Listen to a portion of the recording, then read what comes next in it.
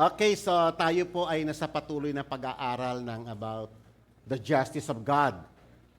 Ito pong hustisya ng Panginoon ay napakalawak po nito at marami rito ang nagugulumihanan. Kaya iniisa-isa natin. Nung last week, tinalakay natin yung paparusahan ba ng Panginoon ang anak sa kasalanan ng magulang or vice versa. Pero ngayon naman, yung mas sensitibo na issue about the justice of God ay si God, pag nag-act siya ng judgment, ay pupunuin niya yung salop, kumbaga sa terminology natin, no? Pupunuin niya hanggang doon sa may bago niya hatulan ng isang bansa. Okay. So ngayon, napakahirap po kasi itong paksa natin ngayon ay isa sa mga pinakamahirap na discussion sa Bible. At kapag hindi natin ito na-settle, itong question na ito, ay mag-iiwan tayo ng confusion or doubt sa puso, especially ng mga new generation. Ito ay talk of the town. Alam ito ng mga kabataan. Yung tanong na ito. Kailang hindi nila ito pa nare-resolve sa kailang mga puso. Kaya nga, isang malaking trabaho ng isang tagapagturo ang linawin ang mga katotohanan ito upang ma-direct tayo at makilala pa natin ng lubusan kung sino ang Diyos natin. Sa totoo lang, even mga pastors ay nag-struggle sa paliwanag ng mga ito. Lalo na yung tanong na, kasi sa may Old Testament na siyang pag-uusapan natin ngayon, talagang kinumand ni God na patayin yung lahat ng nilalang ng may hininga. Hindi lang yung mga warriors, kasama ang babae, matatanda, mga bata. Lalo na sa panahon natin ngayon na tayo ngayon ay nasa modern times na puro human rights na ang pinag-uusapan, talagang tututol dyan ang isipan. Lalo na yung ating mga anak na talagang engross sila sa idea ng mga human rights, ganito. So, kaya hindi mo maiwasan na ang daming mga paratang against the justice of God. Ang una dyan lumalabas na parang si God ay hindi makatarungan. Kasi kung titignan mo to, no, kung at a glance, pag hindi mo to pinag-aralan ng maigi, lalabas ka na parang si God ay napakalupit naman niya. Pati ba naman bata na inosente, iniutos niya na ipapatay? Kung kayo, naka-encounter niyo ito mga kapatid, and I do believe, na na-encounter niyo ito mga questions, paano niyo ito sinagot? May nagtanong na ba sa inyo, na inyong mga anak, paano niyo ito sinagot? At dahil sa hindi ito nasasagot ng maayos, even sa mga pastors, yung kailang anak ay na-convert sa atheism. Kaya, I pray na sa araw na ito, masettle natin ito. Especially kayo mga kabataan, makinig kayo ng maigi. Huwag kayong kukurap. Hindi, kumurap kayo. Ibig kong sabihin, pay attention. Kasi kayo mismo ito, dapat masettle ito sa inyo. Pag may nagtanong sa inyo about sa inyong faith, alam ninyong ipaliwanag, no? At lalo na pag kayo lumaki na, yung mga tatay, mga nanay, especially kayo, dapat equip kayo sa salita ng Panginoon. Alam nating ipaliwanag yung ating pananampalataya. Hindi niyo po pwedeng iwasan yung tanong na ito. Kasi isang araw ma-encounter yan ng inyong mga anak. Ang mahirap niyan, pag nagtanong siya sa unbeliever. Ang unbeliever ang sasagot niyan. Sa tingin ninyo, paano yung papaliwanag ng unbeliever? So dapat ang believer ang nakakaalam ng sagot niyan. Amen pa ba? Isa sa napakahirap kasi, no, a toughest question yung tanong na ito. How could a loving God, a God who is all-loving, naniniwala naman tayo that God is loving, di po ba? And yet, all-loving, all good, all holy, na nag-issue ng ganong command. Bakit niya ginagawa yun?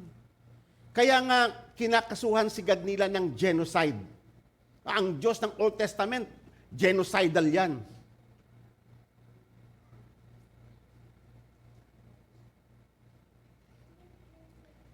To the point, yung ilang mga pastors na na-encounter natin sa ating kapanahunan ngayon, dahil nga sa hindi nila ito na-resolve, nag-resort yung ilang mga pastor na iba yung Yahweh sa Old Testament, iba yung si Jesus ngayon. Oh, that is a false doctrine. That is heresy. Samantalang, si Jesus Christ ng Old Testament, He is Yahweh. Every member of the Trinity God is Yahweh. Lord ang ibig sabihin ng Yahweh. Amen? So, kaya nga mga kapatid, napakahirap pa. Ang isa pang, lalo pang nagpahirap sa issue nating pag-aaralan ngayon, ay yung, ang naging instrument ng Diyos to execute yung kanyang judgment sa nation na ito, ay mga Israelita na makasalanan din. Amen po ba? Di ba? Ang hirap sagutin.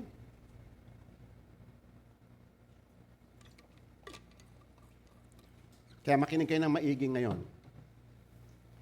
Mag-start tayo rito sa premise na ito na siyang in-establish natin last week. Nung gugunawin na ng Panginoon ang Sodom and Gomorrah, nag-usap si Abraham at si God.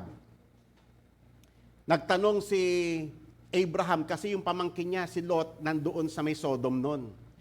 Ang Sodom ay napakasamang cities. Actually, 4 yan eh. Sodom, Gomorrah, Adma, and Zeboim. 4 yan na cities. Mas popular kasi yung Sodom and Gomorrah. Grabe yung kanilang kalaswaan. Talagang umabot na sa rurok. Umapaw na yung kailang kasamaan. Kaya nauna sila na ginudge ng Panginoon.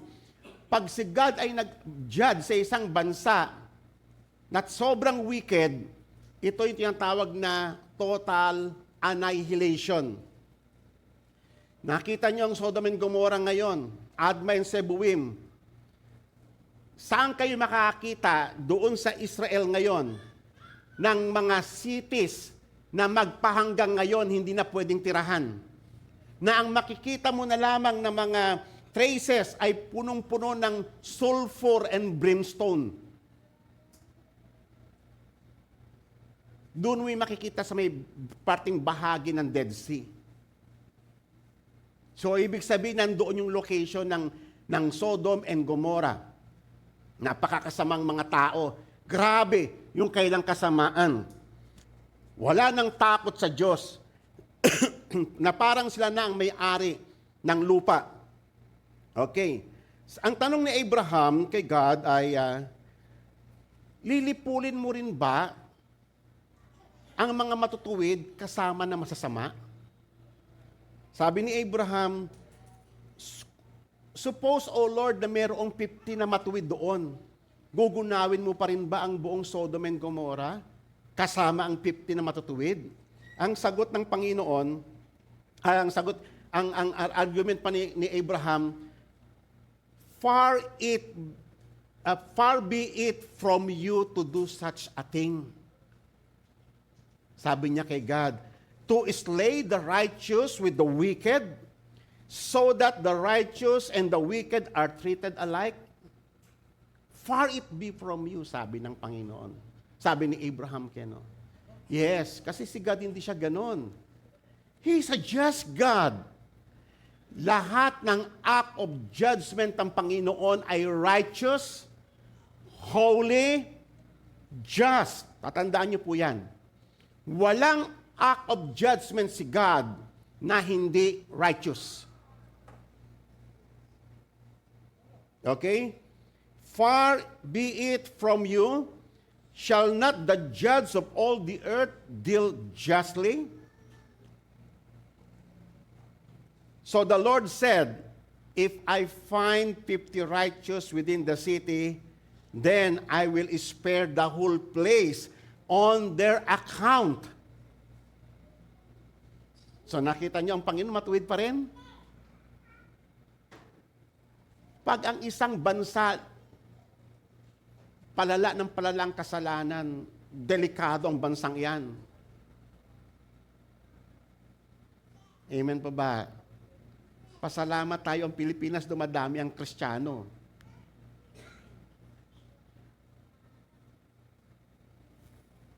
Kaya nga tayo, ang function natin sa mundong ito ay we are the salt and light of this world.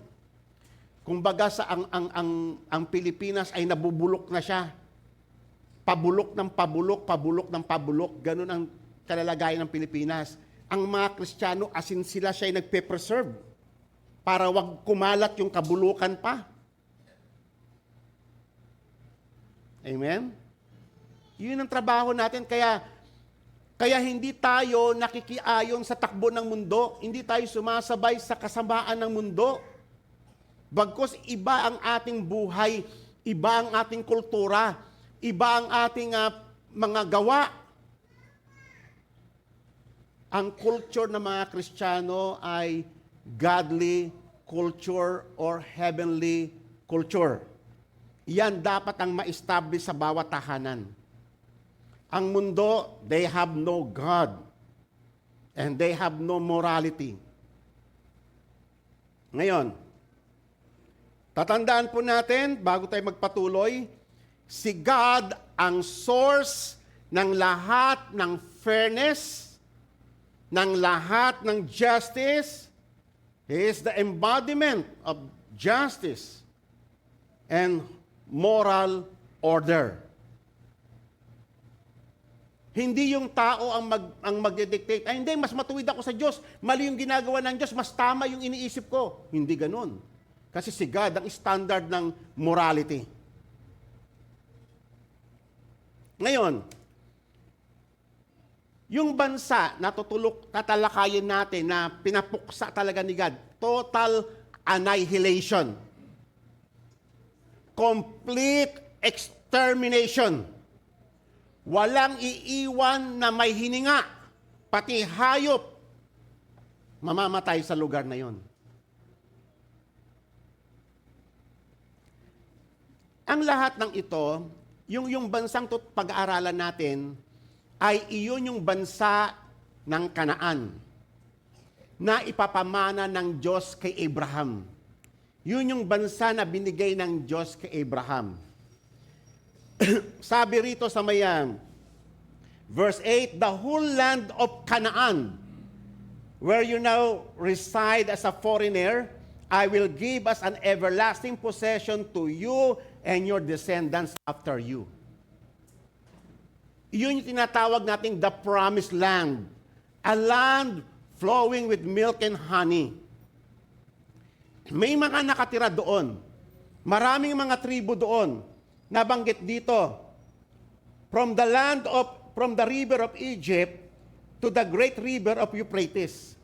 So kung titignan nyo yung mapa, mahaba nga yan. Ito yung mga specific na mga nakatira.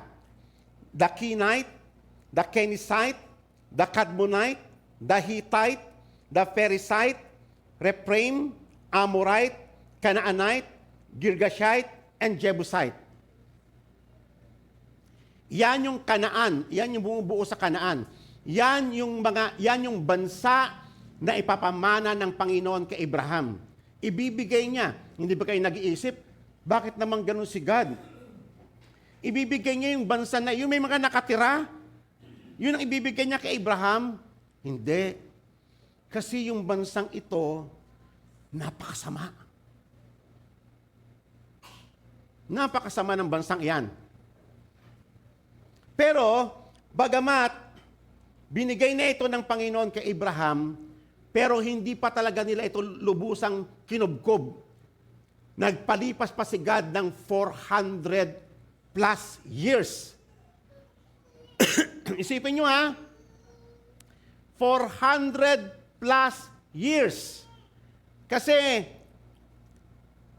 Ito yung revelation ng Diyos kay Abraham. Sinabi ng Diyos kay Abraham,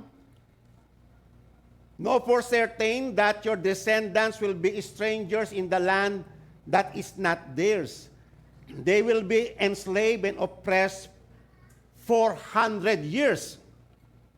Kung titignan mo sa aklat ng Genesis, ilang taon na naging slave ng Egypt ang Israel?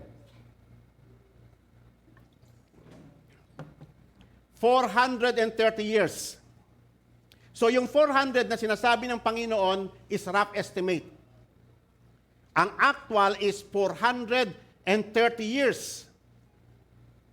So, mga more or less, no, kung kukumpitin natin, parang mga naghintay si God na bago niya talagang puksain yung mga nakatira doon na masasama, naghintay si God ng mga 450 years. Ang haba, no? Ang haba. Kasi, yung pag-occupy ng Israel sa land na yon na binigay kay Abraham, ay sila na ang landowner nun eh. Yung nakatira doon masama. Yung kanilang pag-occupy ay nangangahulugan din ng destruction ng mga nakatira doon. Na bago nila makuha yung inheritance, yung lupa, ay ipapadestroy muna ng Panginoon yung mga nakatira doon dahil sila yung mga ubod ng sama. "But I will also judge the nation whom they will serve," yung Egypt yun. "And afterward, they will come out with many possessions." Exactly nangyari po yan. Then in the fourth generation, ito na po yung sinasabi na pagkalipas ng apat na raang taon, they will return here. Babalik yung mga anak mo sa lugar na ito. "For the iniquity of the Amorite is not yet complete." O yan. Diyan mo makikita that God is God of justice. Na bago niya pinapuksa, ay hinintay talaga ng Diyos na mapuno ang salop. Isipin mo, maghintay ng 400 years para puksain. Si God, bago siya pumuksa sa isang bansa, tatandaan nyo ito, ay nagsisend muna siya ng grace niya. Naalala nyo yung Ninive? Yung Ninive, nag-send pa siya ng prophet para mag-repent ang wicked na Ninive. Ang Ninive ay ang capital ng Assyria. Wicked din yung mga nandoon. Pero nagpadala si God ng prophet, nagsisi ang mga taga-Ninive. So, ibig sabihin, bago niya pinuksa ito, nag-send muna siya ng kanyang mga lingkod para abutin sila sa kailang kabulukan. Pero talagang walaan ng lunas ang kailang kasamaan. Kaya makatarungan lamang kay God na pag nung napuno na yung salop, ay talagang kinalos na sila.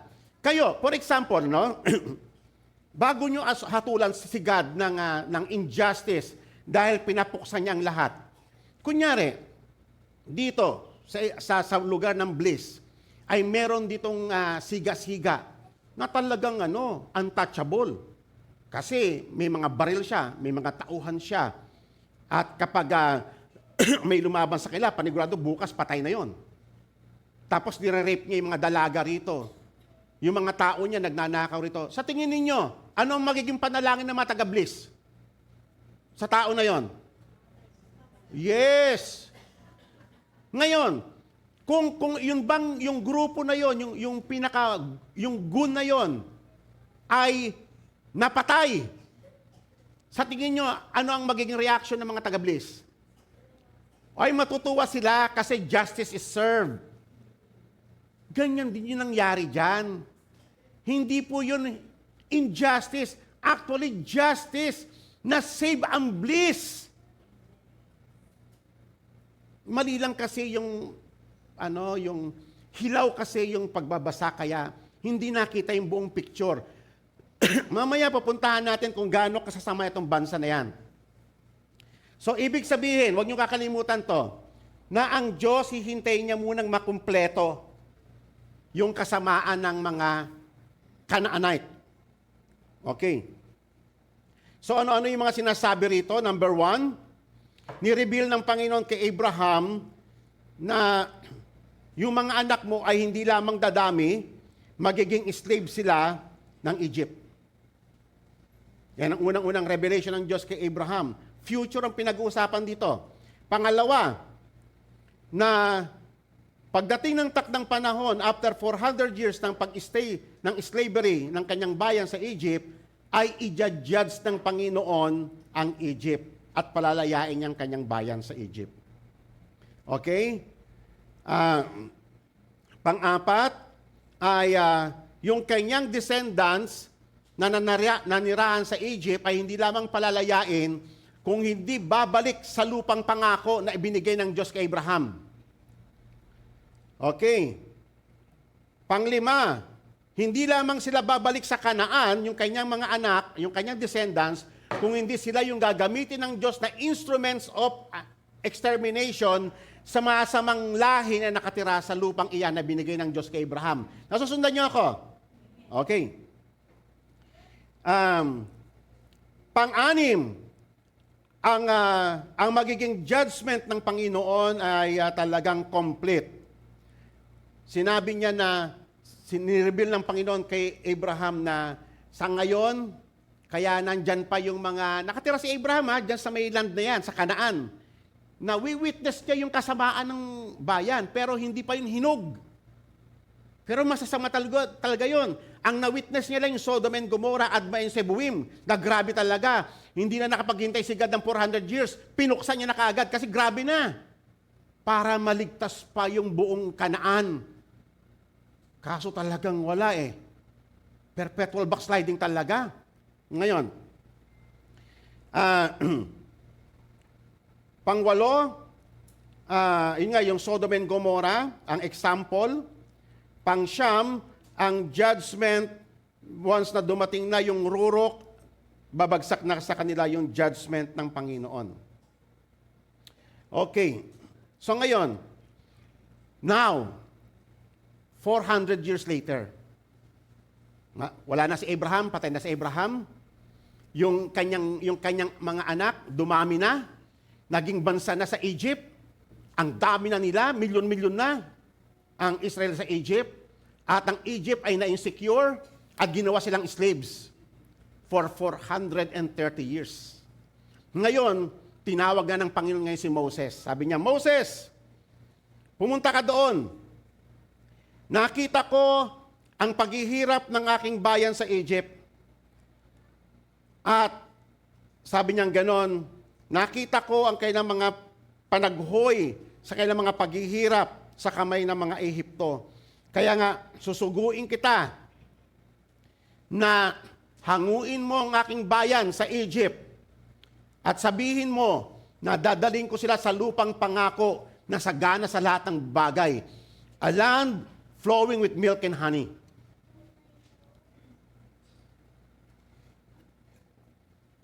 Okay. At binanggit ng Panginoon. Kanina, 10, di ba? Ngayon, 7. 1, 2, 3, 4, 5, 6. Okay, kasi yung ibang yung mga katulad ng Kenites, Cadmonites, Kenizzites, nag-merge na sila into one, nation. Okay, so nabanggit niya yung mga, ngayon, ano yung nakikita natin dito? Na number 1, na sinusugo siya ng Panginoon para palayain ng kanyang bayan sa Egypt. Pangalawa, to bring them into the land of Egypt, Canaan. So, yun yung dalawang nakikita natin sa may verse na to. Ngayon, sa succeeding verses, sabi ng Panginoon kay Moses, isusugo ko yung aking angels before you and bring you into the land of the Amorites, the Hittites, the Perizzites, the Canaanites, the Hivites, and the Jebusites. And I will completely destroy them. Kasi hinog na. Hinog na yung kailang kasamaan nung time na yon. Ang galing ng Panginoon, nasa perfect timing ng Diyos lahat eh. Yung kanyang bayan, nasa slavery, yung pinapahinog niya yung kasalanan nito, nung hinog na, pinalabas niya na exactly yung timing ng Panginoon, galing. Amen pa ba? And you shall not worship their gods, nor serve them, nor do according to their deeds, but you shall utterly overthrow them and break their sacred pillars. Ayan po yung matinding warning ng Panginoon. Kasi grabe ang influence ng bansang iyan.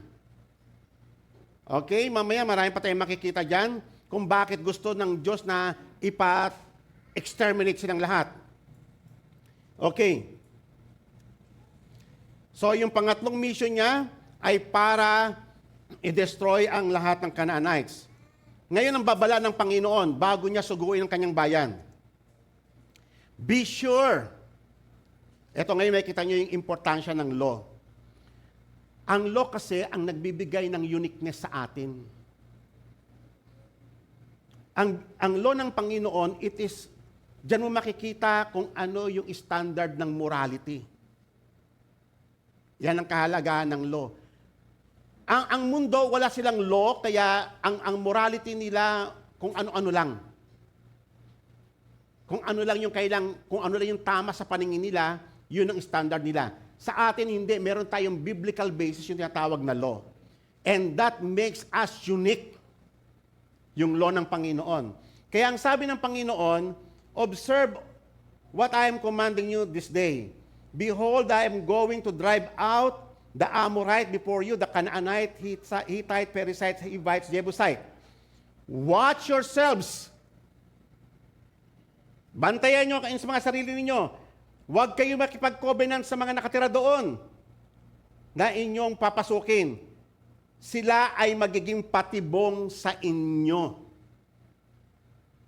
Huwag na huwag kayo makipagkaibigan. Huwag na huwag kayo magpapakita ng awa. Kasi grabe ang influence niyan. Alam nyo ba ang kasalanan ng mga Canaanite? Ayo kung baga sa virus, highly contagious. Ang bilis makahawa. Kaya sabi ni God, kung todo warning si God mag-ingat kayo, baka mahawaan kayo. At kapag in-embrace nyo yan, o napangasawa ng anak ninyo ang isa sa kanila, panigurado lahat kayo hahatakin yan. Kasi matindi ang matindi ang impluensya. But rather, you are to tear down their altars, yung kailang sacred pillars, their asherim, yung mga, for you shall not worship any other God, for the Lord, whose name is jealous, is a jealous God. Nakita nyo, no, bakit unique ang Israel? Kasi because of the law of God. Kasi yung morality na tinuturo ng law, siya yung basis ng righteousness ng Diyos. Now, yung ating opening verse natin kanina is the law of warfare. Tignan niyo ito yung mapa. Itong green area na ito, yan yung Kanaan. Okay? Ito yung mga bansa na outside Kanaan, masasama rin naman yan Yan yung Edom, Moab, Amorites, etong Ammon, Amorites, Syria, Philistia, ito Lebanon ito ngayon, ito yung Gaza ngayon Ito kamag-anak nila tong Edom. Kasi yung ninuno nila na si Jacob, kapatid niya yan, kuya niya yan, si Iso. Ito namang Moab, anak ito ni Lot, na pamangkin ni Abraham. So 400 years nang lumipas naging mga bansa na rin sila. Pero itong mga Amorites nito, masasama rin niya, ang pakipagdigma ay may batas kay God. Nagbigay siya, sabi niya gano'n na bago kayo pumasok sa digmaan ay mag-offer muna kayo ng peace. Pag yung pumayag sa may peace, then gawin niyo silang slave. Okay? Huwag niyo silang papatayin.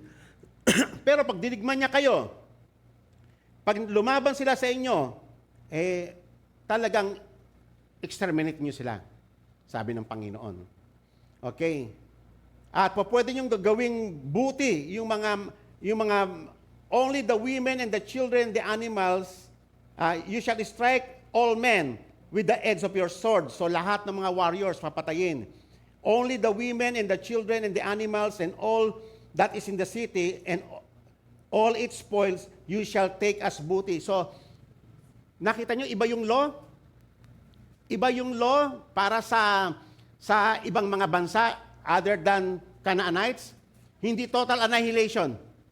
Ito, mga nakipagdigma sa kanila, tulad nitong mga Amorites, nakipagdigma sa kanila yan eh. Pero hindi nila totally nilipol.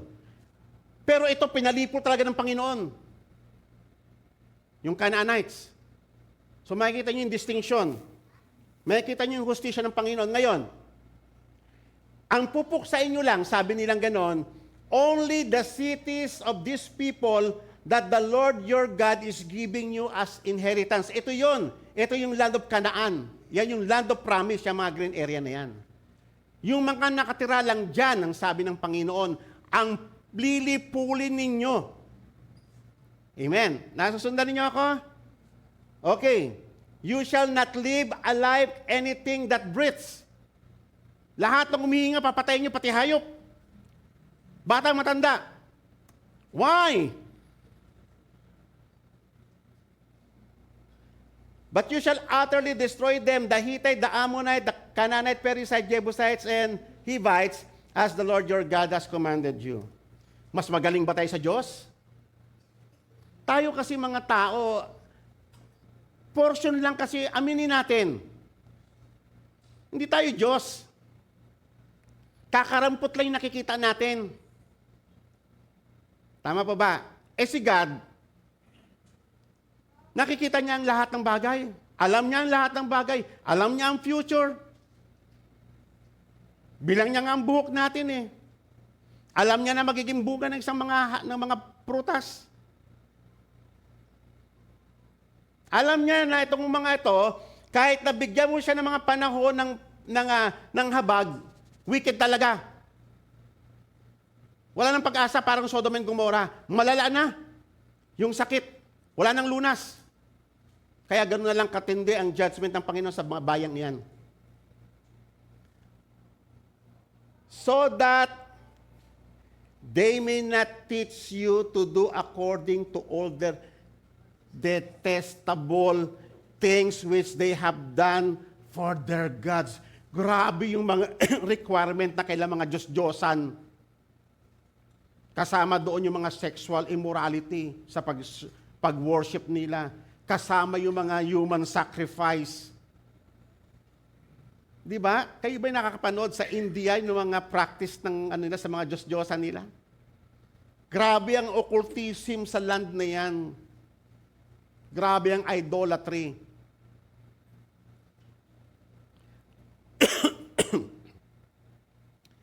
Alam niyo ba yung salitang detestable? Ha?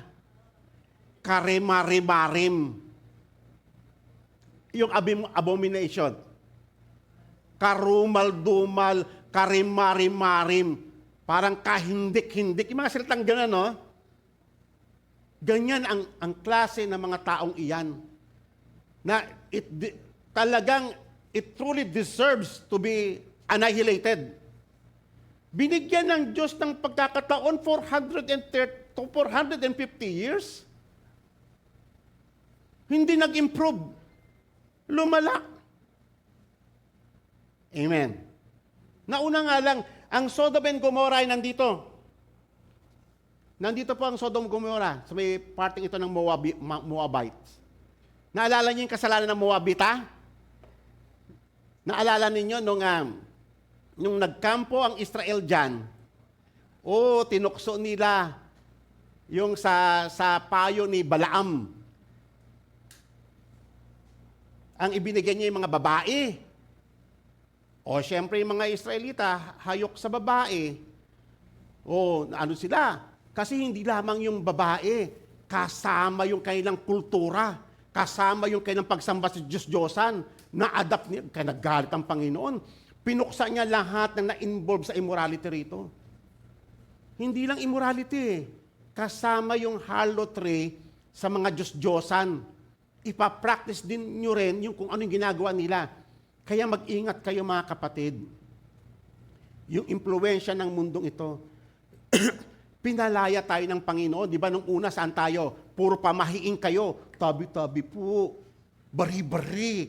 Yung mga ganyan-ganyan kayo nung una napaatang-atang kayo sa mga patay, hinango kayo ng Diyos dyan sa kamangmangan na yan na puro pamahiin ang sinusunod ninyo. Uy, huwag kayong magwali sa gabi. Lalabas ang swerte. Di ba? Hinango tayo ng Diyos doon Kamangmangan yun Puro pamahiin. Nakita nyo yung ginawa ng law ng Panginoon sa atin? Nagkaroon tayo ng heavenly culture na ang basis na natin, ang paniniwala natin si God na hindi na yung kasabihan ng mga tao sa paligid. They are not the standard, but the law of God.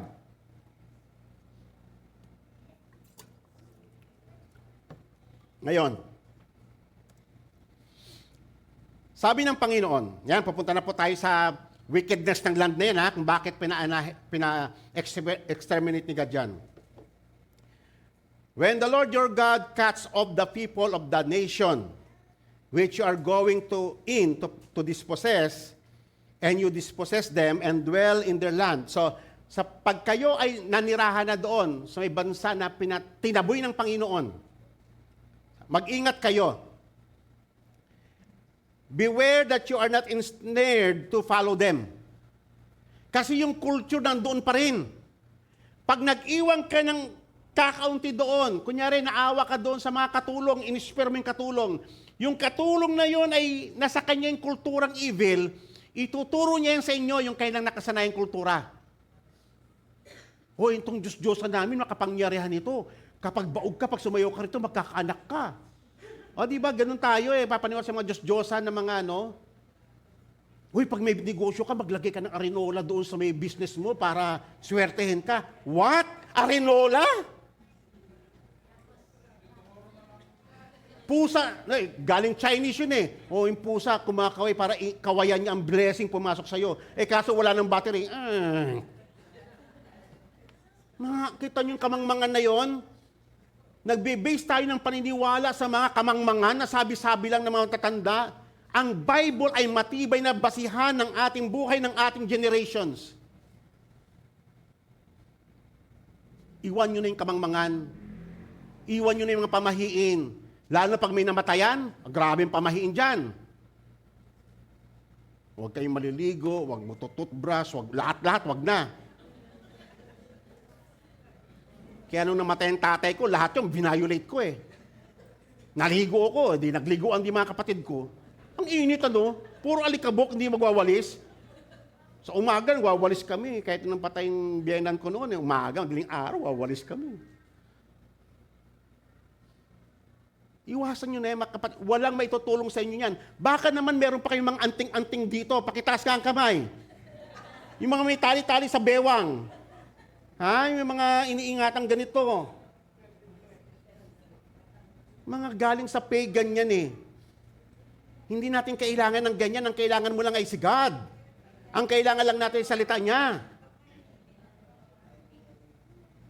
Iwasan nyo na yung atang-atang malapit na November 1. Iwasan nyo na yan. Kristiyano na kayo Sino rito yung sumasangguni sa mga albularyo? Nahiya lang Malalaman natin yan pag may sakit kayo. Pag may sakit kayo, dahil sa desperation, pupunta sa albularyo, patago, baka makita tayo ni pastor. Ano ba naman yan? Hindi ka nga nakita ni pastor, nakita ka naman ng Panginoon. Okay. Beware that you are not ensnared to follow them after they are destroyed before you. And that you do not inquire after their gods. Huwag kayong sasangguni sa mga Diyos-Diyosan nila. Kaya nga ang sabi ng Panginoon not even mention that name. Do not mention even that name ng mga Diyos-Diyosan ninyo. Saying, how do these nations serve their God? And that I will also may do likewise.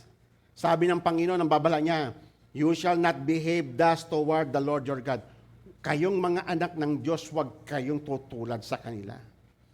Huwag kayong magbe-behave ng tulad ng mga pagano. Amen? For every abominable act which the Lord hates have been done for their gods. For they even burn their sons and daughters in the fire to their God. Grabe, ano yung Diyos-Diyosan? Bago ba yon? Yung child sacrifice, bago ba yon? Sa bansang Israel lang ba? Sa land of Canaan? Sa tingin nyo? Sa mga culture, sa ibang buong mundo, anong alam ninyo? Na nagpa-practice ng child sacrifice? Yung mga Inca, yung mga Aztecs, may mga sigurat din sila eh. Oh, kita nyo biglang nawala sila sa mapa? Annihilation din. Inubos ng Panginoon yung lahi kasi grabe eh. Hanggang ngayon, ang daming traces ng mga human sacrifices sa kanila. Sa Aztec. Ganon katindi yung kasalanan na yan, na mahahawa kayo. Kaya ayaw ng Diyos na makakahalubilo nyo siya. Huwag ninyong i-spare pati yung bata. Kasi paglaki ng batang iyan, ganyan din ang kultura niya. Nakita na ng Diyos yun. Actually, yung ginawa na yan ng Diyos ay act of mercy. Para ma-preserve yung iba at wag na mahawa. Iyan ay parang surgical operation na ginawa ng Panginoon. Kasi grabe na ang sakit. Grabe na ang sakit ng lipunan. Wala nang pag-asa yung kailang mga kalasuan. Okay? So, ang warning ng Panginoon, when the Lord your God brings you into the land where you are entering to possess it, and clears away many nations before you, the Hittites, Girgashites, Amorites, Canaanites, and Perizzites, Hivites, Jebusites, 7 nations greater and stronger than you. Ang powerful yung nakatira sa Kanaan. May mga higante pa. Nung nag-spy nga ang Israel, kita na takot nga sila eh. Kasi may mga higante. Nakita naman yung Jericho, napaka-powerful fortress. Ganon katindi yung yung Kanaan na yan. Powerful nation yan. And when the Lord your God delivers them before you, and you defeat them, then you shall utterly destroy them. You shall make no covenant with them, and do not show any favor with them. Sabi ng Panginoon. Huwag kayo maawa. Malala na ang sakit ng mga yan. You shall consume all the peoples whom the Lord your God will deliver you. Your eyes shall not pity them. Tapos ikaw naman, hindi. Kunyari, si Hitler, nung baby pa siya, pinapatay na ng Panginoon. Kunyari, tayo yung instrument ng Diyos ng Yan. Kaya ko kayo tinawag ay para puksain ang baby na to na hindi mo alam si Hitler pala in the future, wicked pala. Kaso nung baby pa lang siya, nagreklamo ka kasi mahilig ka sa human rights. He's just a cute little baby.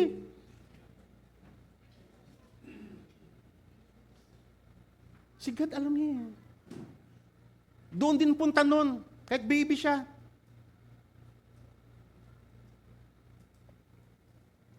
You shall consume, you shall no pity to them, nor you shall serve their gods, for that would be a snare to you. Nakita nyo yung repetitions ng Panginoon? Iyan ay, pag si God ay nagpaulit-ulit ng instruction, ibig sabihin napakaseryoso ng tagubili na yon. Paulit-ulit niyang winawarningan. Mag-ingat kayo, huwag kayong makipagkaibigan dyan, huwag kayong makipag-covenant, huwag kayong papakasal anak ninyo, huwag kayong maawa sa kanila. Dahil talagang highly contagious talaga sila. Amen. Furthermore, you shall not intermarry with them. Huwag niyo ipapakasal inyong mga anak o yung anak nila sa lahi ninyo. You shall not give your daughters to their sons, nor you shall take their daughters for your sons, for they will turn your sons away from following me to serve other gods. Mangyayari yon. Alam mo, totoo yun eh. Ang dami ko nang na-meet na mga Christians na pangasawa nila, mga devoted na gantong religion. Ano nangyari sa Christian? Oh, nandun na sila. Pasalamat ng iba rito, talagang nahakay nila yung kailang better half. By the grace of God. Amen? Oh. Pero hindi ganoon ang case ng lahat. Kaya ako patuloy kong binabalaan, kung ang mga girlfriend o boyfriend ninyo ay mahirap i-win sa Panginoon at sila ay talagang highly devoted sa kanilang mga relihiyon, kayong mga youth, you better think. Kasi isang araw, paniguradong mawawala ka na rito. Kukunin ka doon. Kung ano yung kultura nila doon, isang araw, mag-aatang-atang ka na rin. Isang araw, magsusuong ka na rin ng kamanyang kay Mary. Hail Mary, full of grace. Holy Mother, Brother. Ganun ka na rin. Hindi magtatagal yon. Kasi ma-adapt at ma-adapt mo yung kulturang iyon. Tatandaan nyo, hindi lang yan yung sexual immorality ang issue. Kasama dyan yung idolatry. Yung idolatry, bawat idols ay may mga requirement. Iba't iba ang requirement ng mga Diyos-Diyosan. Tatandaan nyo yan, ha?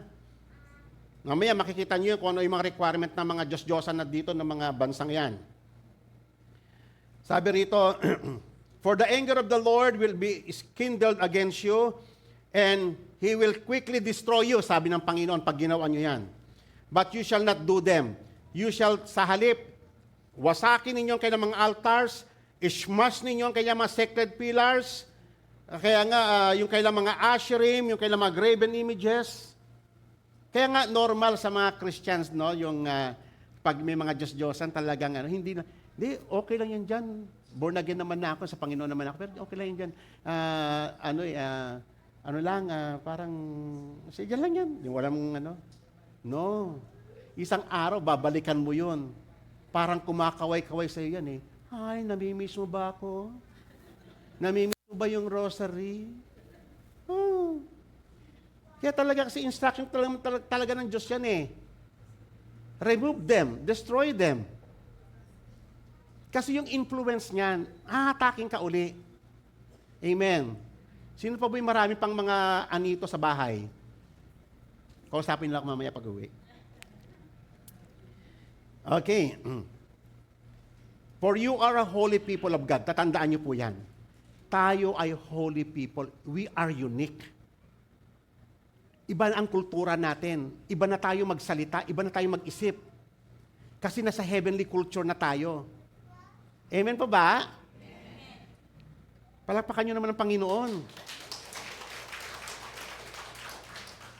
You are a holy people to the Lord your God, and the Lord your God has chosen you to be the people of His own possession. Wow! Tayo yung inheritance ng Panginoon. Sigad ang tingin niya sa atin, treasure. Wow! Ganun katindi tayo sa mata ng Panginoon. Okay. Now, eto na tayo. Pupunta na tayo sa mga evil customs ng Kanaan. Speak to the sons of Israel, and say to them, I am the Lord your God. You shall not do what is done in the land of Egypt na pinanggalingan ninyo. At huwag nyo rin gagawin yung ginagawa ng mga taga-Kanaan na siyang pupuntahan ninyo. Huwag kayong lalakad sa kanilang mga statues, sa kanilang custom, sa kanilang mga tradition. Huwag kayong makikiisa sa kanila. Sa panahon pa naman ngayon, usong-uso yung compromise Hindi, okay lang naman. Wala naman masama. Di ba? Akala mo hindi harmful, destructive yan. You are to perform my judgments and keep my statutes, to live in accord with them. I am the Lord your God, so you shall keep my statutes and my judgments, which a man may live if he does them. I am the Lord. Okay, so ito na po. Ano-ano, sa sexual practices pa lang, isa-isahin natin. Okay, ito yung makikita sa Leviticus chapter 18. Ito yung mga practices nila na pinagbabawalan ng Panginoon. Unang-una, huwag kayo makikipagtalik sa mga relative ninyo. Pinagbawal na yung incest ng panahon ito. Mga blood relatives. Pangalawa, huwag ka makikipag-sex sa tatay mo o sa nanay mo. Huwag ka makikipag-sex sa sa mga asawa ng tatay mo. Kunyari, namatay na yung mother mo, nag-asawa siya, sinipingan mo yung madrasta mo.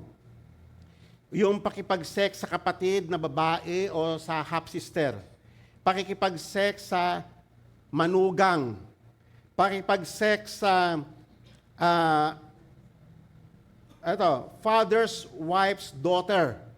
Yung second wife yan, panigurado at may nagkaanak. Huwag mong aasaway kasi relative mo rin yun. Yung uncle mo at yung auntie mo, huwag mong yan yung mga practices ng sexual immorality ng Canaanites. Your father's brother or with uncle's wife. So basahin nyo na lang yung detalyadong command sa Leviticus 18. Yung sister-in-law o yung mother and daughter, aasawahin mo yung nanay, aasawahin mo rin yung mga anak. Yan yung mga evil practices. Okay, ano pa? Yung papakasalan mo, yung babae, yung woman, at saka yung kanyang kapatid na babae din, magiging magkaribal sila sa puso mo. Alam nyo, may nakita ko, nung bata ko, doon sa Las Piñas, nakita ko na witness ko mismo, yung babae, nag-asawa siya, yung kanyang bagong asawa, may pagkamanyakis, halos lahat ng anak ng babae na yon, ginalaw niya. Puro babae yung mga anak nun. So asawa niya lahat yun. Tapos yung nanay, parang okay lang. Grabe, no? That is abominable. Kaya nga ang Kristiyano, masiyahan ka na sa asawa mo, sabi ng Biblia. Sa kanya lang. Siya lang ang pinakamagandang babae sa balat ng lupa. Palakpak naman kayo dyan. Di ba? Huwag ka nang tumingin pa sa iba. Yung asawa mo, perfect yan, binigay ng Diyos yan sa'yo. Sabihin mo nga sa asawa mo, I love you. I love you, todo without preno. O, di ba? Huwag na kayong titingin pa, huwag na kayong maghanap. Masiyahan kayo, sabi nga ni God, enjoy the bosom of your wife. Siya lang. Huwag ka na mag-imagine pa ng mga childhood, yung mga kabatchmate mo noon. Mabira pati kabatchmate minsan, nirareto-reto pa rin. Mga batch meeting na ganyan. Ano ba yan? Huwag kayo makipagtalik sa babaeng may menstruation. Magpigil. Amen. Ang babae kasi meron siyang menstrual period, hindi siya stable Kaya nga marumi yan sa Old Testament. Hindi siya stable. Mentally, physically, emotionally. Kaya bilang support mo sa asawa mo, weak siya sa moment na yon, huwag ka makipagtalik sa kanya. Pinagbabawal yan ni God all throughout the Old Testament. Amen. Kaya nga, isa sa mga tawag sa atin yung pagpipigil sa sarili. So, pilin mo sarili mo. Amen. Maghintay ka. Hintayin mo na gumaling yung asawa mo. Having intercourse with neighbor's wife, pati yung kapitbahay yan, usong-uso yan sa atin. O, di ba? Pati mga katulong bibiktimahin. Wala nang pakipake, kay maganda, kay pangit, papatulan niya. I know that kasi mga kasama ko, puro lalaki sa may company namin nung tatrabaho pa ako. Pag nasa may bus kami, pinag-uusapan, puro babae. Pati mga katulong, pinag-uusapan na paano papatusin. Amen. Huwag tayong ganun.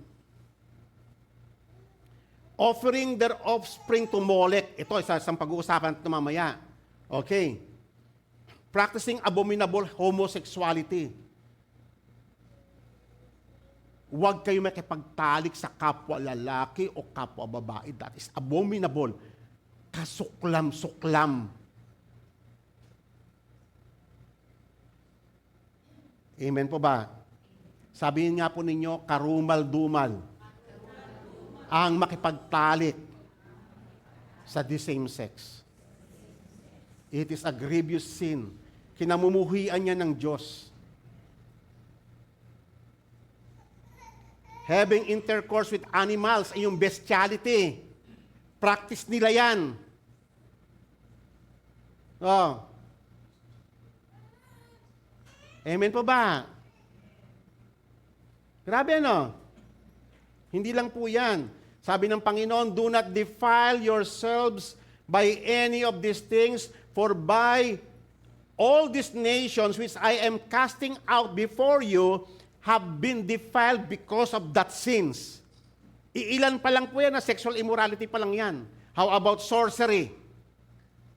How about yung iba pang mga kasalanan?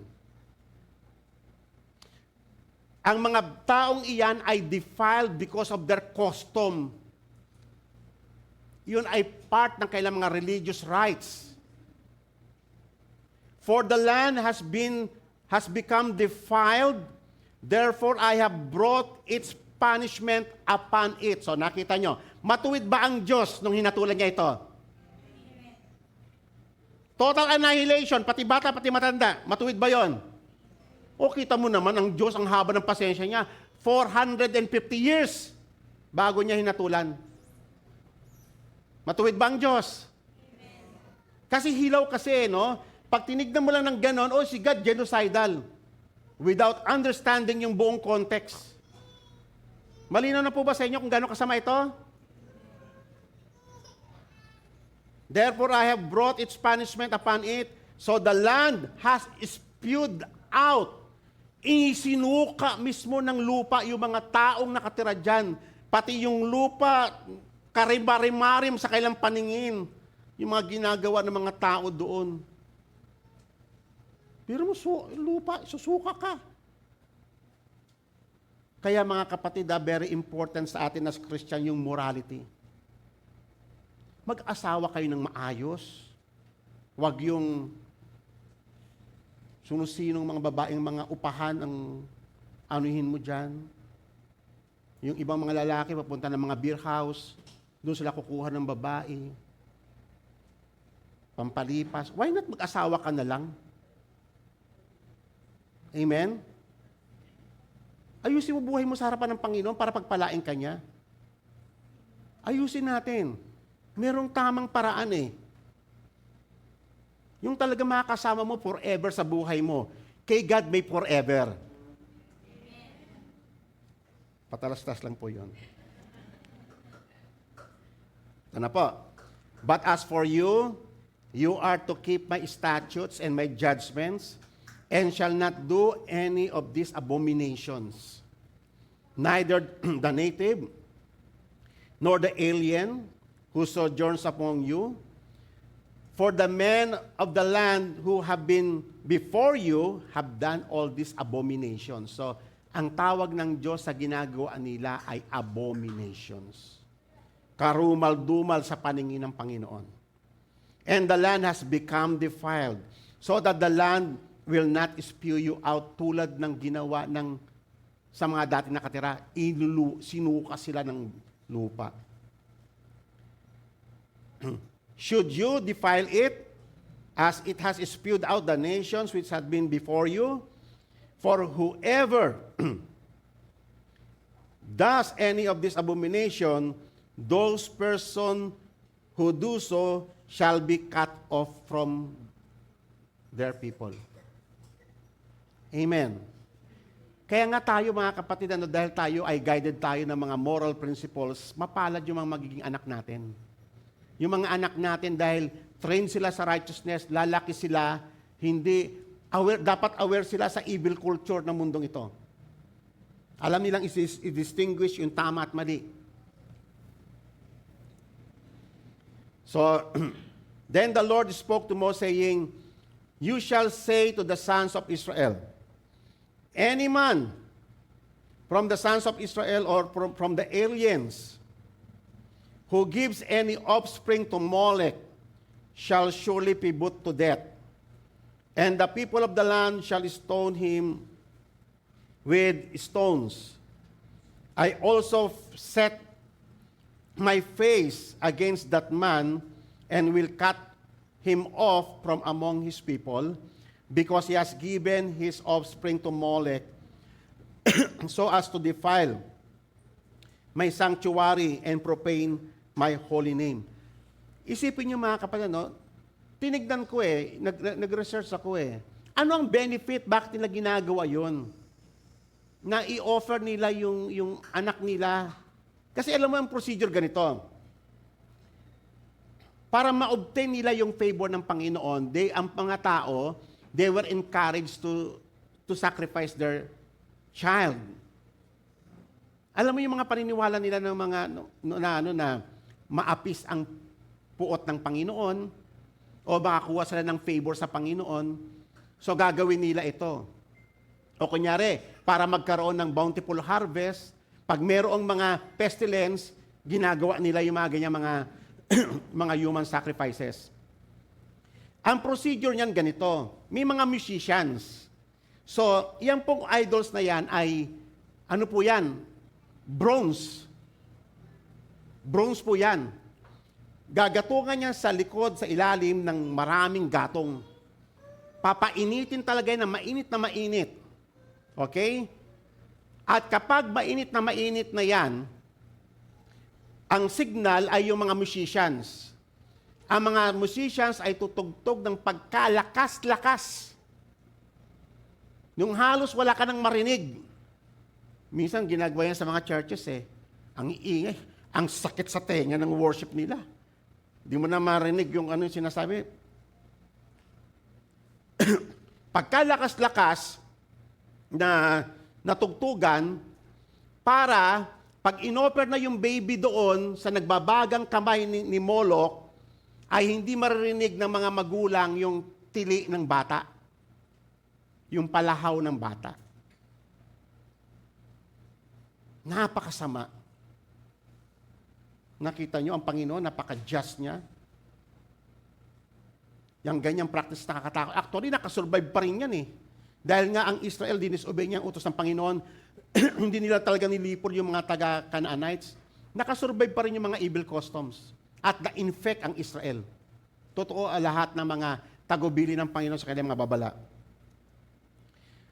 Then I myself will face against that man and against his family. And I will cut off from among their people both him and all those who play the harlot after him by playing the harlot after Molech.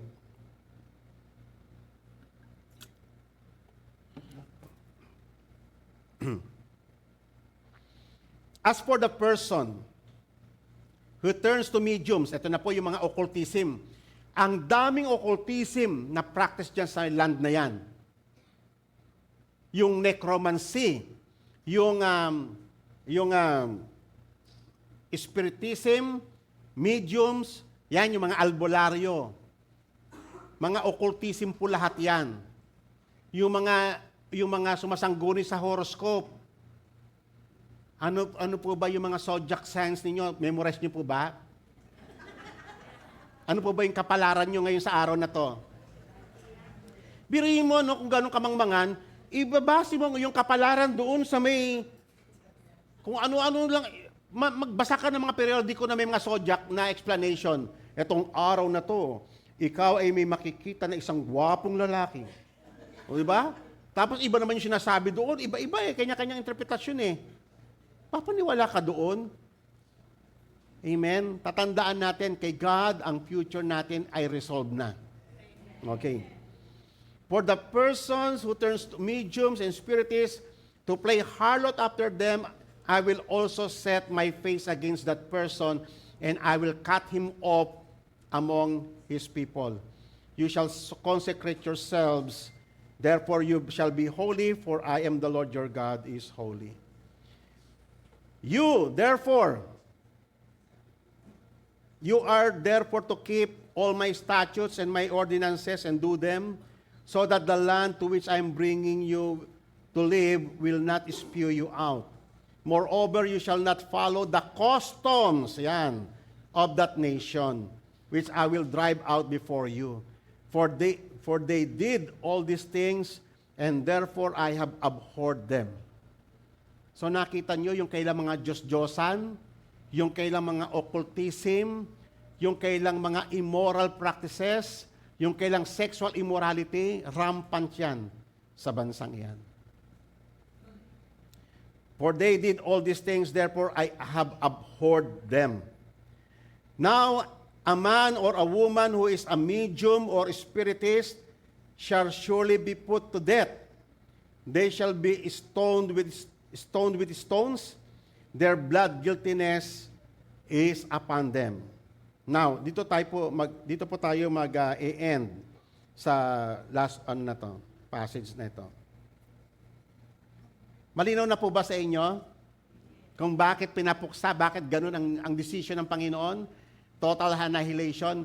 Tatandaan niyo po, hindi po yun sa lahat, hindi ganun ang sa lahat ng mga ibang bansa na mga ginudge niya.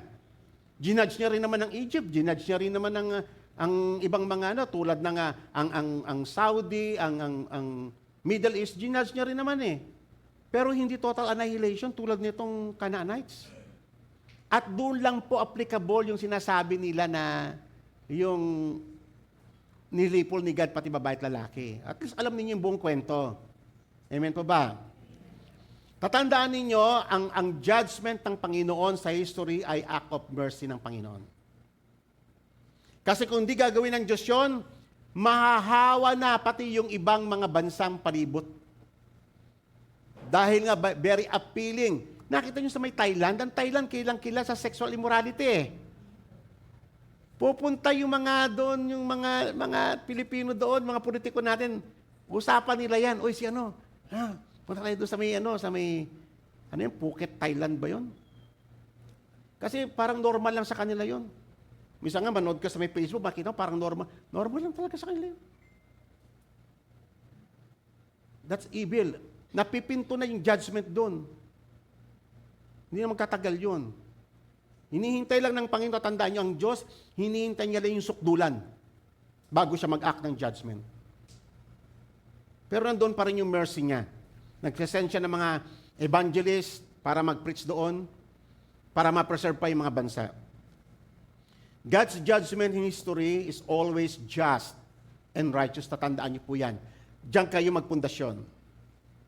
God mercifully acts in judgment to preserve the earth from perpetual corruption and degradation. Kasi ang tendency ng mga tao na wala sa Diyos, pag ganyan na siya, pabulusok na talaga siya. Maliban na ang Diyos na lang talaga mag-intervene through the gospel, pag ganyan na, kaya mapalad kayo. Tignan ninyo kayong inabot ng Panginoon sa mga kamag-anak ninyo. Amen? His act of judgment is likened to a surgical procedure necessary to remove a fatal cancerous tumor for the survival of the mankind. Kailangan yun. It is necessary. It is essential. It is an essential component to God's salvation plan for the human race. Amen? Para ma-preserve pa yung dapat ma-preserve. Kasi may mga tinawag si God sa kada bansa. Ang habag niya ay pinapairal niya pa rin through the preaching of the gospel. Kasi ang gospel is a gospel of peace. Yan lang ang mag-reconcile sa wicked sa Diyos na buhay. I pray na intindihan ninyo yung topic ngayon. Malinaw po ba? So marami pa tayong tatalakayin na mga ito kasi medyo malala ito eh. Pati mga kabataan, issue ito. At ang nakakatakot nito, pag hindi natin ito napag-usapan, hindi natin ito dinil, baka isang araw, pag may nag-share sa kanilang atheism, embrace nila yon. Kasi yan ang mga ginagamit ng atheists against our children. Kaya dapat mga magulang, alam ninyo yung paliwanag yan. Amen po ba? Balikan nyo uli, nasa YouTube naman yan. Mag-take note naman kayo, please, mga nanay.